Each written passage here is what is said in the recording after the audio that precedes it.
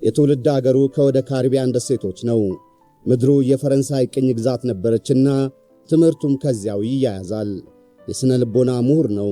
ዓለም ግን በፍልስፍና በተለይም በጸረ ቅኝ ግዛት አስተምሮ ያውቀዋል።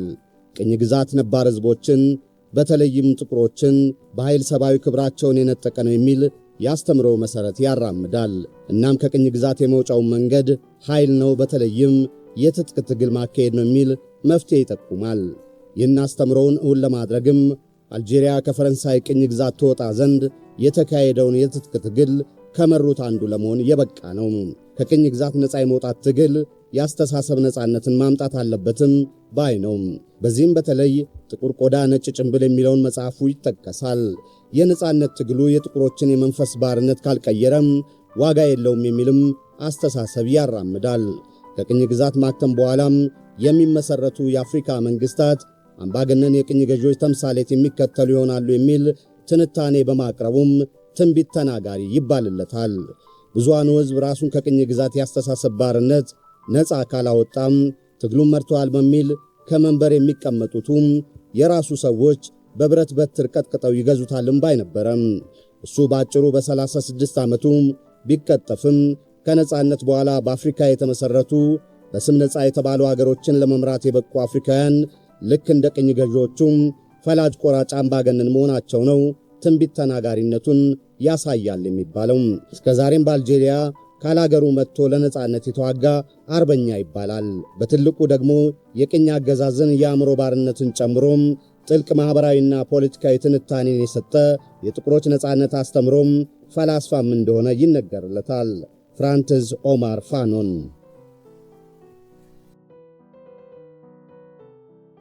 የትውልድ ምድሩ ከካሪቢያን ደሴቶች በአንዷ ነው።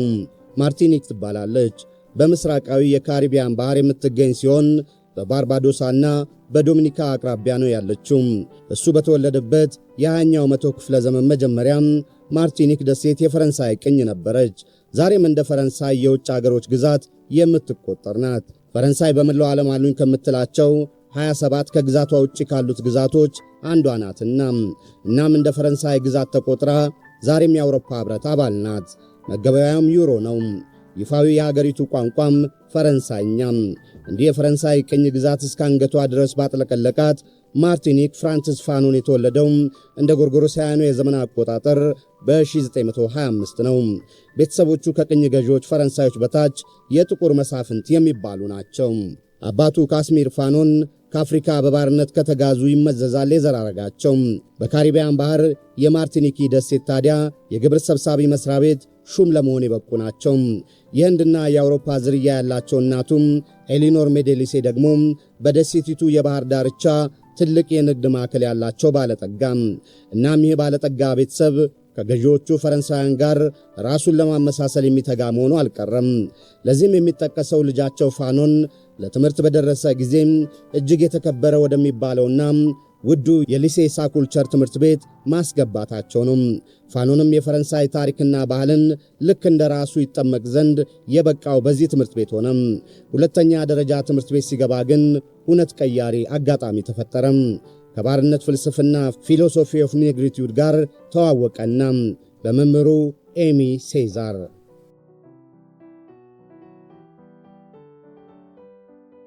ኤሚ ሴዛር በዛው በካሪቢያን ደሴቷም ማርቲኒክ የተወለደ መምህር ነው። የዘር ሐረጉ ከናይጄሪያ ኢግቦ እንደተመዘዘ ያምናል። ኤሚ የሚለውንም ስምም የመረጠው ይህንን ይወክልልኛል ብሎ ነው ይባልለታል። የሁለተኛ ደረጃ ትምህርቱን ካጠናቀቀ በኋላም የፈረንሳይ ስኮላርሺፕ በማለፉም የከፍተኛ ትምህርቱን ያጠናው በፓሪስ ነው። በዚህም በአፍሪካ የነጻነት ትግል ውስጥ የበዛ ድርሻ ከነበራቸው ከነ ሊዮፖልድ ሴዳር ሴንጎርና ሊዮን ዳማስ ጋር ተምሯል። እነዚህ ሊቃንም ከቅኝ ግዛት የመላቀቂያ ዘዴን አስተምሮም የሚፈትሹም የጥቁሮች በነጮች መገዛትን ማብቂያ መፍትሄ የሚፈልጉ ነበሩ። በዚህ ሂደትም ኤሚ ሴዛር በካሪቢያን ደሴት በፈረንሳይ ቅኝ የወደቁ ጥቁሮች የምንዱባን ሕይወት፣ የባህል መዋጥና የሰውነት መብት ማጣትን በሊቃዊ መነጽር ይፈትሽ ነበረ። እናም የደረሰበት ደግሞ የባርነት ፍልስፍና ፊሎሶፊ ኦፍ ኔግሪቲዩድ ለመሆን በቃ ነው ተረኩም። የፈረንሳይ ታሪክና ባህል እንዲሁም ቋንቋን የራሱ አድርጎ ያደገውን ፍራንትስ ፋኖን በሁለተኛ ደረጃ ትምህርት ቤቱ አገኘው ኤሚ ሴዛር። እናም የባርነት ፍልስፍናውን አጠመቀው። የወላጆቹ ፍላጎት ነበረና ራሱን እንደ ባለጠጋ ጥቁር ለገዢዎች ፈረንሳውያን የተጠጋ አድርጎ ይስል የነበረው ፋኖን የመምህሩ ኤሚ ሴዛር አዲሱ ጠመቃም ፍጹም ዓይንም ልቦናም ገላጭ ነበር ይላሉ የታሪኩ ጸሐፊዎች። ከዚህ ቀደም ወጣቱ ፍራንትስ ፋኖን የማያውቀውን የፈረንሳዮችን ዘረኛነት ላይ የተመሠረተ የግለሰብ ስብዕና ታሪካቸውን ከምንጩ ነበረና የቀዳው። እናም ከወላጆቹ የተሰጠውን የቤተሰቡን ከመካከለኛው የጥቁር መሳፍንትነት ወደ ትልቁ የፈረንሳይ ገዢዎች መደብ የማሸጋገር ተልእኮውን እርግፍ አድርጎቶም የፈረንሳይ የቅኝ ግዛት ሥርዓትን ዘረኝነት መጠየቅ ጀመረ። በዚህ መሃል ገና የ18 ዓመት ልጅ እያለም የቅኝ ግዛት ማዕከል ወደ ሆነችው ፈረንሳይ ፓሪስ ያቀና ዘንድ ዕድል ተፈጠረ። በሁለተኛው የዓለም ጦርነት ፈረንሳይ በጀርመን ተወረረች እና ማዕከላዊ መንግሥቷ ተፈረካከሰም። በዚህም በማርቲኒክ የነበረው የፈረንሳይ ባህር ኃይል አመራር የሚሰጠው መታጣቱ አልቀረም። እናም በማርቲኒክ ከነበረው ሕዝባዊ መንግሥት ጋር የጥምር መንግሥት መሠረታለሁ ብሎ ወደ ቤተ መንግሥቱ ዘለቀም። የትንሿ ደሴት ምጣኔ ሀብት እንደ ልብ የሚያወላዳ አልነበረም። በዚህ ላይ ከማዕከል ትእዛዝ የሚሰጥ የፈረንሳይ መንግሥት ተፈቷልና የባህር ኃይል ወታደሮች የደሴቲቷን ሕዝባዊ መንግሥት ፈንግለው ራሳቸው ፈላጭ ቆራጭ መንግሥት ሆኑ። ፋኖን ይህን አገዛዝ የፈረንሳይ ወታደሮች ጭንብላቸውን አውልቀው እውነተኛ ዘረኛነታቸውን ያሳዩበት ነው ሲል ገልጾታል። የደሴቲቱ ጥቁር ነዋሪዎች ላይና ፈረንሳውያን ባልሆኑ ላይ እጅግ የከፋ በደል ነበር ወታደሮቹ የሚያደርሱት። የወሲብ ጥቃት በይፋ መፈጸማቸው እዚህ ይጠቀሳል። ይህ ደግሞ ለወጣቱ ፋኖን የፈረንሳይ ቅኝ ግዛት ታሪክ፣ ባህልና ቋንቋ እንደ ራሱ አድርጎ በትምህርት ሥርዓቱ ላደገው እጅግ ማግለልን መፍጠሩ አልቀረም። በመምህሩ ኤሚ ሴዛር የተጠመቀው የቅኝ ግዛት ዘረኛነት ተፈጥሮም የተገለጠበት ክስተት ሆነ። እናም በ18 ዓመቱ የተወለደበትን የማርቲኒክ ደሴትን ለቀቀ። በስደት የተመሠረተውና በጀነራል ደጎል የሚመራውን የፈረንሳይ ኃይል ያቋቋመውን የፈረንሳይ ነፃ ሰራዊትን ለመቀላቀል በቅኝ ግዛት ተወላጅነት የፈረንሳይ ዜጋ ነውና ጎሊስት የሚሰኘው የእሱ አይነቶች የሚያገለግሉበትን ሰራዊት ተቀላቀለ። በእርግጥ ጉዞውም ቀላል አልነበረም። በእንግሊዝ ቅኝ ቁጥጥር ስር ከነበረችው ዶሚኒካ ተነስቶ በካዛብላንካ ዙሪያ ጥምጥም ነበረና እናም በወቅቱ የፈረንሳይ ቅኝ በነበረችው አልጄሪያ ሆነም የፈረንሳይ ነፃ ሰራዊት አባል በመሆን የወታደራዊ ሥልጠናውን የተከታተለው። ጋውሊስት የሚሰኘው የጦር ክፍል ነጭ ያልሆኑ ነገር ግን በቅኝ ግዛት የፈረንሳይ ዜግነት ያገኙ የሚያገለግሉበት ነው። በስደት ከተመሠረተው የፈረንሳይ ነፃ ሰራዊት ጋርም በመሆን በአዶልፍ ሂትለር የሚመራውን የናዚ ወራሪ ጦር የተዋጉ ናቸው። ፍራንትስ ፋኖንም የዚህ ጦር አባል በመሆን ተዋግቷል። በ18 ዓመቱ ፋኖን ማርቲኒኮን ለቀቀ። እናም የፈረንሳይን ነፃ ሰራዊት ተቀላቀለ፣ ነፃነትን ከናዚ ጀርመን ለመከላከል።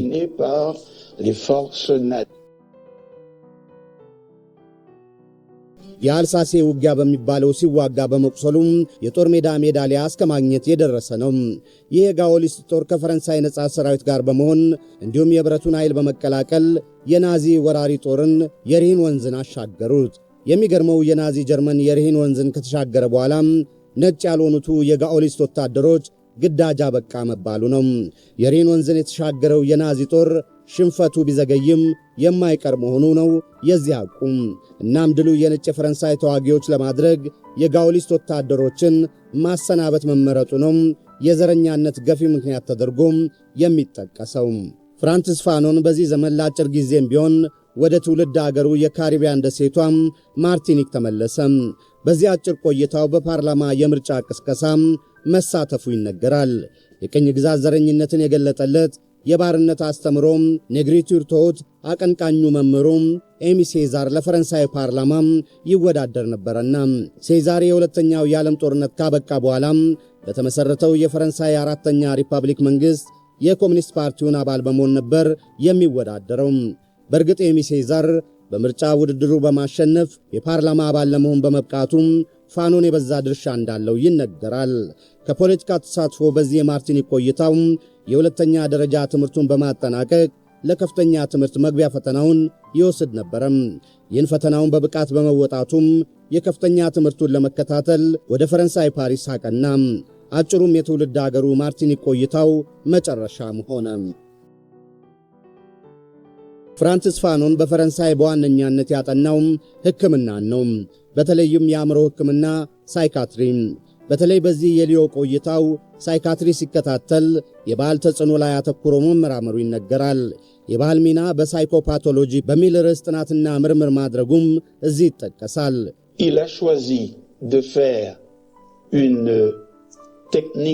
እሱ ሳይካትሪ ለማጥናት መረጠ።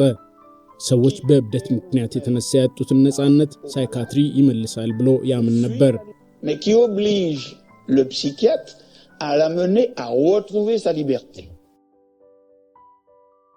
የሚገርመው በዚህ የፈረንሳይ የሊዮ ቆይታው ከስነ አእምሮ ጥናቱ በተጨማሪ ወደ ስነ ጥበቡ ማዘንበሉ ነው።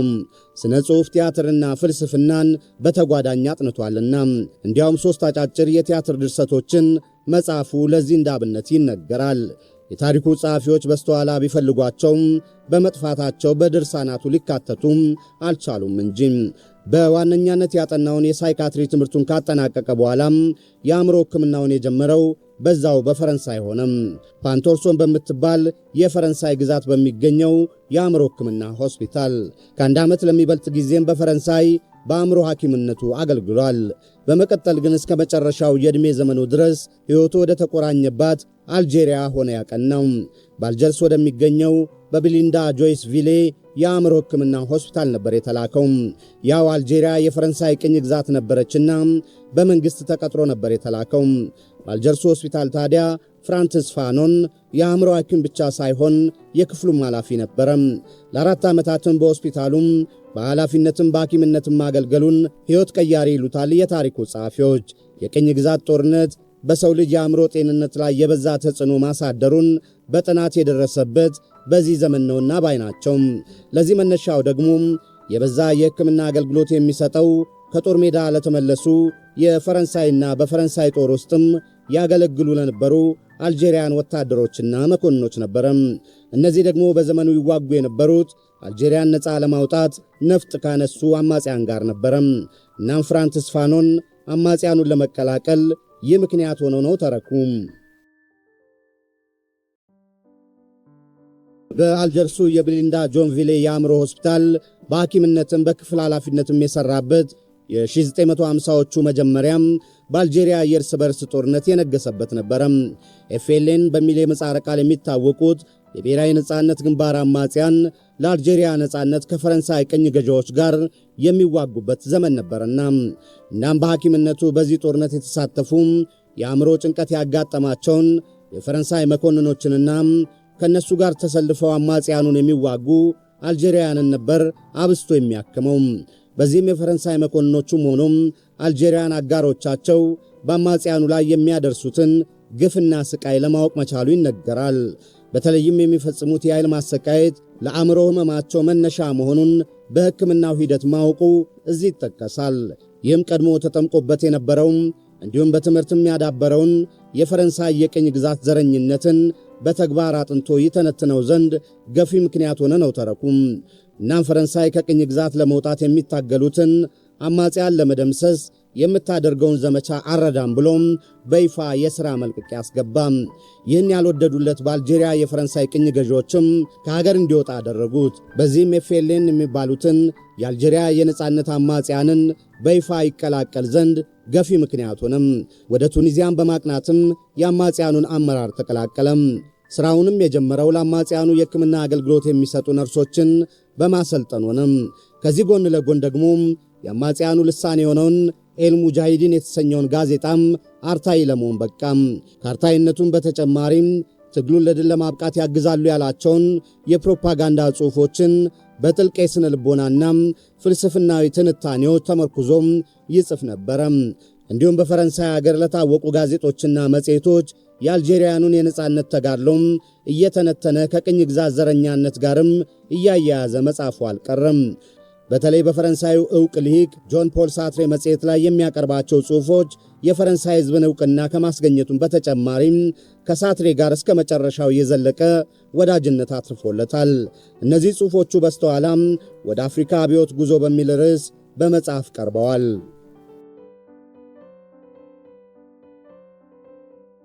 ፍራንሲስ ፋኖን ትውልዱ ከካሪቢያን ደሴቷም ማርቲኒክ ቢሆንም ለአልጄሪያ ነጻነት በቀጥታ የተሳተፈ ነው። እንዲያውም በአመራርነት ደረጃ ነበረ ኤፍኤልኤን በሚባለው የአማጽያን ቡድን ውስጥ ተሳትፎም። ፋኖን ግን የአልጄሪያውን ትግል ከምድሪቱ የነጻነት ትግልም በላይ የሚመለከት ነበረ። ለዚህም በዚህ የትግል ዘመን ያሳተመው ጥቁር ቆዳ ነጭ ጭንብል የሚለው መጽሐፉ ይጠቀሳል። በዚህ መጽሐፉ ቅኝ ገዢዎች በጥቁሮችና በሌሎች ዘሮች ላይ ባርነትን በኃይል መጫናቸውን ይተነትናል። በዚህ ባርነት ደግሞ ቅኝ ተገዢዎቹ በሰው ፍጡርነታቸውም ሰብአዊ መብታቸውን ብቻ ሳይሆን ነፃ አስተሳሰባዊ ሕሊናቸውንም አጥተዋል ነው ትንታኔው።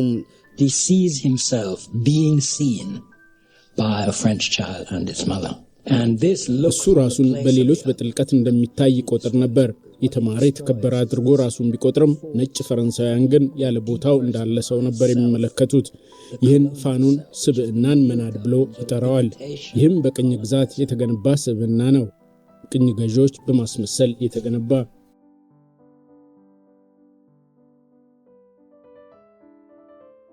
ወዳቸው ጥቁር ቢሆንም የጥቁር ስብዕናዊ አስተሳሰባቸውን ተነጥቀው እንደ ነጭ ያስቡ ዘንድ ለሕሊና ባርነት ተዳርገዋል ነው የትንታኔው ተረክ። ለሶስተኛ ዲግሪው አዘጋጅቶት የነበረው በስተኋላ ብላክ ስኪን ዋይት ማስክ ጥቁር ቆዳ ነጭ ጭንብል በሚለው መጽሐፉ እናም መፍትሄ የሚለው ደግሞ በትጥቅ ትግል ቅኝ ግዛትን አሽቀንጥሮ መጣል ነው። ለዚህ የሚያቀርበው ምክንያት ደግሞ ቅኝ ግዛት በጥቁሮችና በሌሎች ዘሮች ላይ የተጫነው በኃይል ነውና የሚል ትንታኔ ነው። በዚህም ከሰላማዊ ትግል ይልቅ የኃይልና የጦርነት ሰባኪ በማለት የሚተቹት አልታጡም። በአልጄሪያ ግን እንደ ባዕድ ሳይሆን እንደ ታላቅ ጀግናቸው የሚታይ ለመሆን የበቃ ነው። የሚገርመው በዘመኑ ልክ እንደ ፋኖን ሁሉ የበዙ የውጭ አገር ዜጎች ከአልጄሪያ አማጽያን ጎን በመሆን መዋጋታቸው ነው። በዚህ ረገድ የኒው ጊኒን የነጻነት ትግል የመራው አሚልካር ካብራል የተናገረው ይጠቀሳል። ብዕራንሱና ማስታወሻ ጻፉ ነበር ያለው። የእስልምና እምነት ተከታዮች ወደ መካ፣ ክርስቲያኖች ደግሞ ወደ ቫቲካን የእምነት ጉዞ ያደርጋሉ። እኔ ግን የምነግራችሁ የብሔራዊ የነጻነት እንቅስቃሴ አድራጊዎች ደግሞ ወደ አልጀርስ መጉረፋቸውን ነው ሲል ተናግሯልና። እናም ፍራንሲስ ፋኖን ልክ እንደ ቼጎቬራ ከተጨቆኑ ጋር በመሆን ሀገሩ ባትሆንም ለአልጄሪያ የተዋጋ የነጻነት አርበኛ ነው። የአልጄሪያ የነጻነት ትግል ዕውቅና ባገኘበት ወቅትም የሽግግር መንግሥቱ ሲመሠረት ፋኖን በጋና አክራም አምባሳደር ተደርጎ መሾሙ የዚህ ማሳያ ነው። በዚህ አምባሳደርነቱ ዘመን ለአፍሪካ ነጻነት በአዲስ አበባ፣ አንካራ፣ ኮናክሪ፣ ካይሮና ትሪፖሊ በተደረጉ ጉባኤዎች ተሳትፏል። ግና ምን ያደርጋል ሉኩሚያ በሚባለው የነጭ የደም ሴል መብዛት በሽታ መያዙ የታወቀው በዚህ ዘመን ሆነ።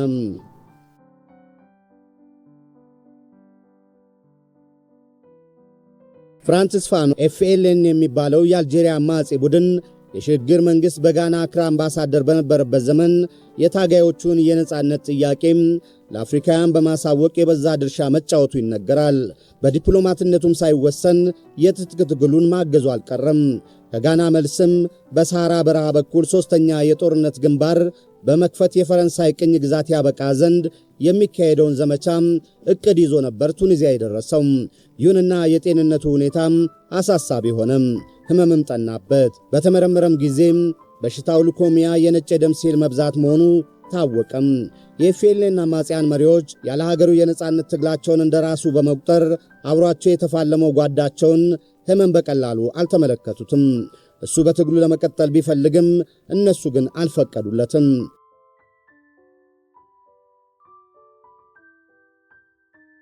በፋኖን ሕክምና ከሁለተኛው የዓለም ጦርነት በኋላ በተቃራኒ ጎራ የተሰለፉት የሶሻሊዝምና የኮሚኒዝም ጎራ መሪዎች አገሮች መሳተፋቸው ነው ገራሚው።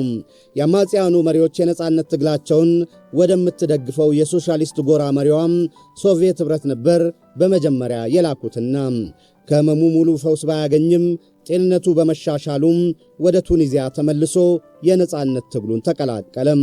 በሕመም አልጋ ላይ ቢውልም በአልጄሪያ ቱኒዚያ ድንበር በሚገኘው የአማጽያኑ ጦር ሰፈር ለተዋጊዎቹ መሪዎች ከራሱ ፍልስፍና የተቀዳም ከቅኝ ግዛት ነፃ የመውጣት አስተምሮን ነበር የጠመቃቸው። እንዲሁም ጊዜ እያጠረው መምጣቱን በመረዳቱም በስተኋላ ጽፎአለሁ ብሎ በቅድ ደረጃ የነበረውን መጽሐፉን ለሰዎች እየነገረም ያጻፈው በዚህ አልጋ በያዘበት ዘመን ነው። በስተኋላ ዘ ሬችድ ኦፍ ዘ እርዝ የምድርን መጎሳቆል በሚል ርዕስ ታትሟል።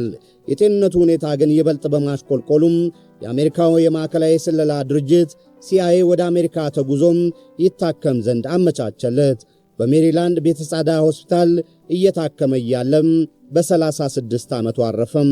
አስክሬኑም ወደ ቱኒዚያ መጥቶ ተቀበረም። ያን አልጄሪያ ነፃ አልወጣችም ነበርና። ይሁንና ከዓመት በኋላ አልጄሪያ ነፃነቷን ስትቀዳጅ በአልጄሪያ በመሪ ክብር ድጋሚ ቀብር ተፈጸመለት። ፍራንሲስ ፋኖን የአልጄሪያን ነፃነትን ሳያልፍም በቅኝ ግዛት ተረክ እንደ ነቢይ የሚያዩት አሉ።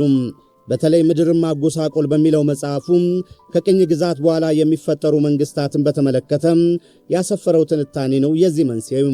እንደ ፋኖን በትጥቅ ትግል ስልጣን መያዝ ተጨቋኝን ጨቋኝ ማድረግ ነው። የዚህ ምክንያት ደግሞ ትግሉን ህዝቡ ሳይሆን ጥቂቶች መምራታቸው ነው። እናም የሀገሬው ሰዎች በተለይም የቡርዣ አስተሳሰብ ያላቸው ሊቃን ወደ ስልጣን በመምጣት ልክ እንደ ቅኝ ገዢዎቹ ሁሉም በአምባገነንነት ይመራሉ ነው ተረኩም። ልዩነቱ በነጭ ቅኝ ገዢዎች ወንበር ላይ ጥቁር የሀገሩ ተወላጆች መቀመጥ ብቻ ይሆናል ባይ ነው።